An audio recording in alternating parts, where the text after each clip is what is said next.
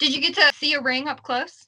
Yes. They're awesome, and they open up. It's like a really So cool. fancy locket, and I think the spirit of them is pretty cool in that it's to celebrate back-to-back championships. So that little piece in the middle that flips is like one championship, two championship, one championship, two championship. It's a casual Yeah. day, you know?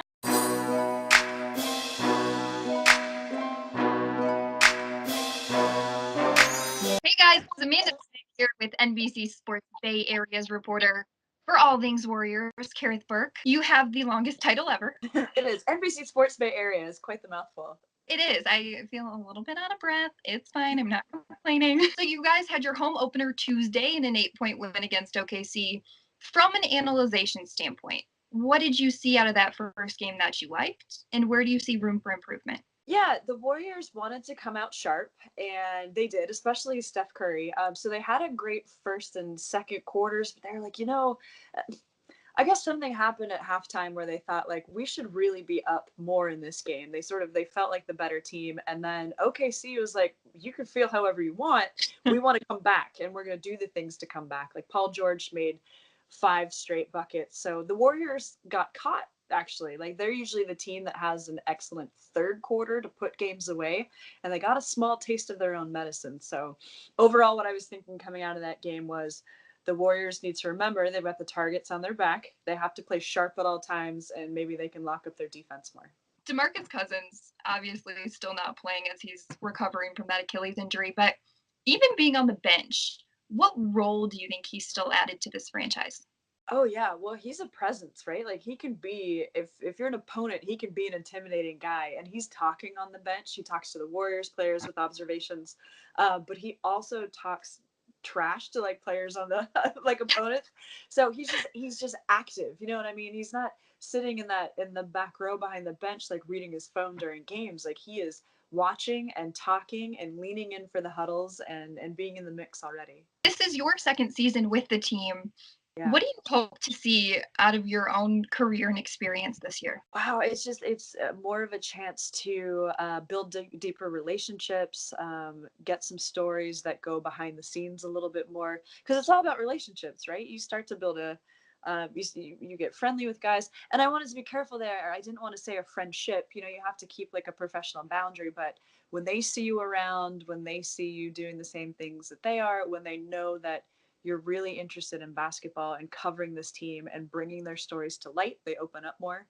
So it's just about deepening relationships and sharing more with the fans. Well, we will be seeing you guys here in Salt Lake City very soon. When you have the quickness and efficiency of an offense like Golden State, going up against one of the best defensive teams in the country in Utah, how big of a role do you think pace of play will be in this matchup? Ooh, that's a great question, because each team is going to want to put their stamp on the game. They want to play their game. So this is a juggernaut team on offense with the scoring that the Warriors have against a very respected Utah defense and a much improved Utah team overall. I think the Warriors know that this is a really important early season test. If they want to know where they're at, if they want to see how their conditioning is, this is a game where they're going to have to battle. I know I'm excited for this one. Yeah, I'm sitting next to my suitcases actually, and I'm like, yeah, okay, we're in it already. There's no easing into the season.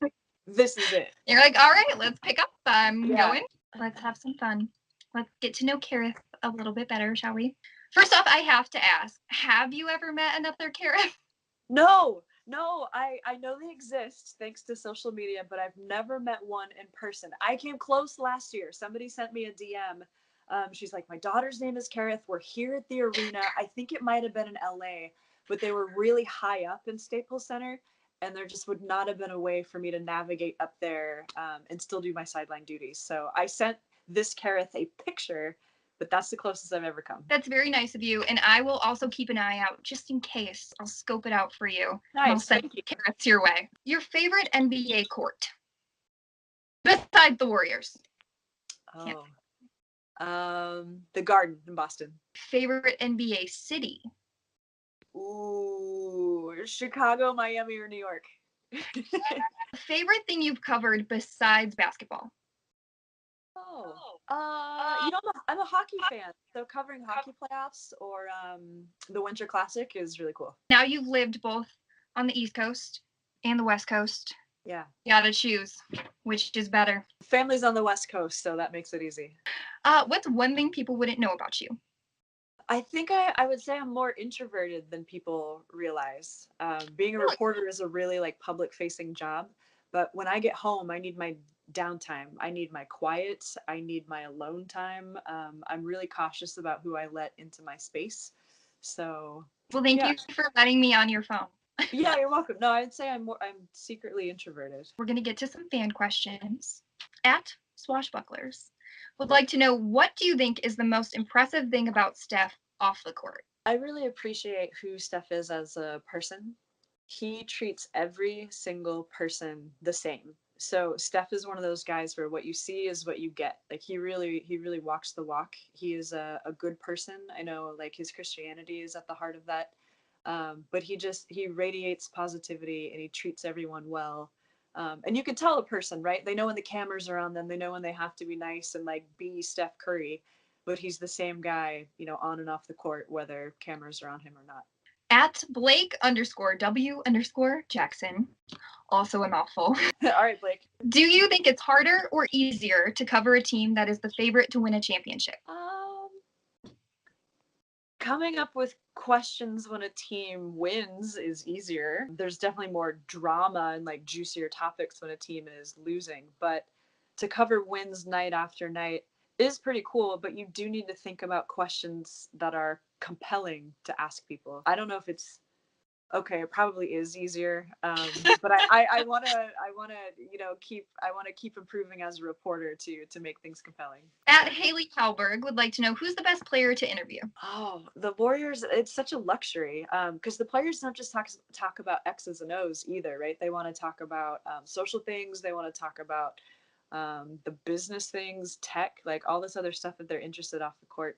If I had to name somebody, if you're making me, KD is a really fascinating guy to talk to. He's more of a philosopher than people realize. Easy money sniper. Steph Mards would like to know, how does a team that's been to 4 consecutive finals with back-to-back championships avoid the burnout of a long NBA season? So when they go to the finals so often, it's like playing an extra season. There's so many miles on their legs at this point, right? And the Warriors they try not to complain about this because they know how many teams would love to trade places, but that wear and tear on your body is for real. So this season they're not going to do as many shoot arounds. They're going to make their practices really efficient. Steve Kerr doesn't believe in 2-a-days or like pounding guys into the ground. So there's just a real awareness of their bodies. And then as far as being to the postseason, being to the finals, that is 4 seasons in a row, they know how to win. And sometimes in a long season, like finding the motivation for game 41 in the dead of winter can be hard, but they want to keep that freshness and try to find ways to make the season feel different than the previous seasons. And I think that starts with all the young players they have on the team. They want to teach these guys the right way to play, what it is to play Warriors basketball. So it's like they have a new puzzle to solve. And then later in the season, they add Boogie. Thank you again for doing this with me today. I really appreciate it. I will see you soon. Yeah, my pleasure. I'll see you in Utah. All right, guys, for Kerith Burke, I'm Amanda Smith. We'll see you next time.